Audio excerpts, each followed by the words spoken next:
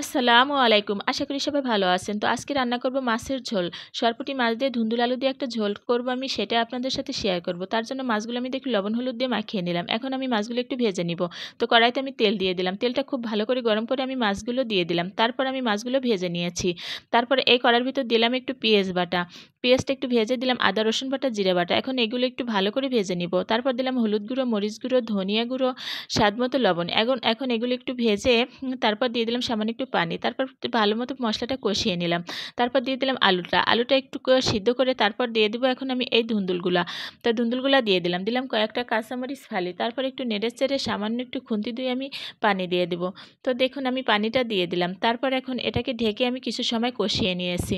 তারপর আমার কষানো হয়ে গেছে। এখন আমি এর ভিতর দিয়ে দিব ঝোলের পানি। তো ঝোলের পানিটা দিয়ে দিলাম। এখন আমি এই মাছ যে ভেজে রেখেছি সেই মাছগুলো দিয়ে দিলাম। তারপর এখন ঢেকে আমি কিছু সময় নিয়ে তরকারিটা রান্না করেছি।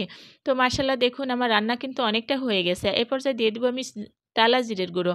তারপর আমি ২ থেকে ৩ মিনিটের জন্য এই তরকারিটা রান্না করেছি। তো তরকারিটা দেখতে যেমন সুন্দর হয়েছে, খাইতেও কিন্তু অনেক মজার হয়েছিল। আল্লাহ হাফেজ।